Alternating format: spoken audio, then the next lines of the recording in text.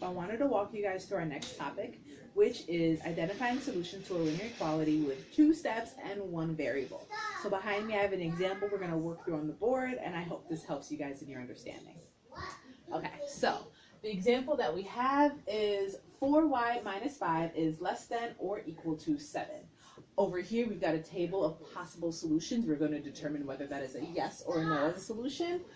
On the right side over here, we have just some procedural steps that we can walk through, okay? Substitution, evaluation, and checking our work, okay? So this is a very short process. And then to help us check our work with a number line, I made sure to actually include a number line on our board. All right, so the first thing that we need to do is substitution. So I'm going to remove that y, and we're going to plug in our first value for y, our first possible value for y, which is 8. Okay? So now we need to move on to step 2, which is order of operations with evaluating. Okay?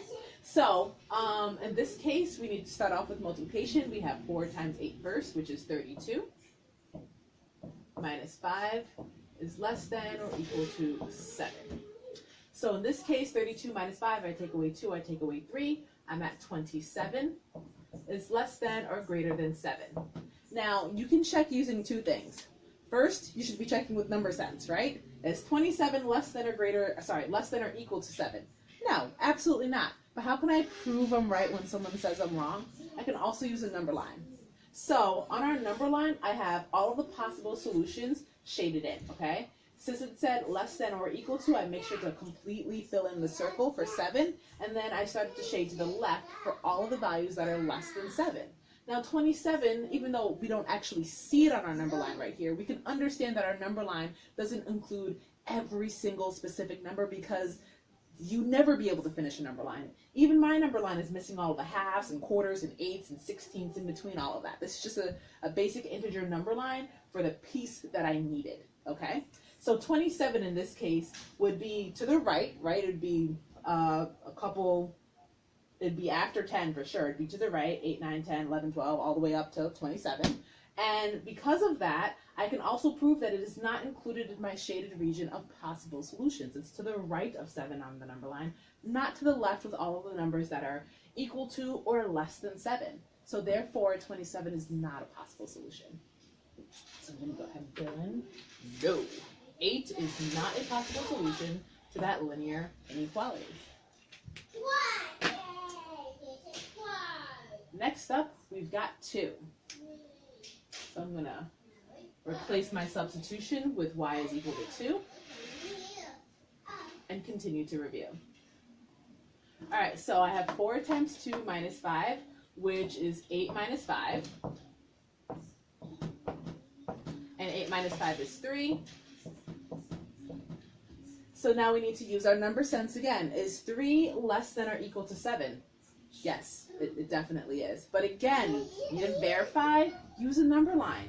3 would fall right over here after 4 on my number line and be included in my shaded regions, because it would be, my number line has that arrow, it continues on, okay? It's not just 7 through 4, that's just all I can fit. That's why the arrow is so important to have. So in fact, let me emphasize my arrow a little bit more so that we're all clear on that. All right, so 3 is less than 7, so it is a possible solution, or 2 is a possible solution, I should say. So therefore, I'm going to put a yes here for when y is equal to 2. That is a possible solution for our value, okay? All right, next up, we have negative 8.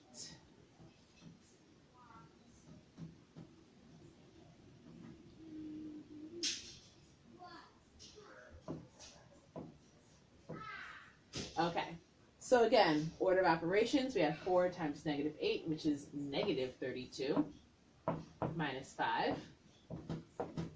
And negative 32 minus 5, we're getting even more negative, is negative 37, less than or equal to 7. Okay, so in this case, I'm going to say yes, it is, all right? So 1, this is a negative value, so all negative numbers are automatically less than a positive number. All right, so I have that in my number sense. And I can also use the number line to justify this. Negative 37 would be way down there on my number line, and therefore be included in everything shaded to the left of 7. So this is, yes, negative 37 is a possible solution here.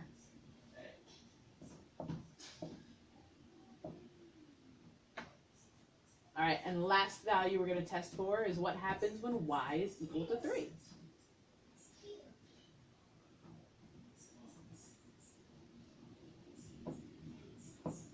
All right, so for 4 times 3 is 12, minus 5, less than or equal to 7. And in this case, we're going to end up with 7.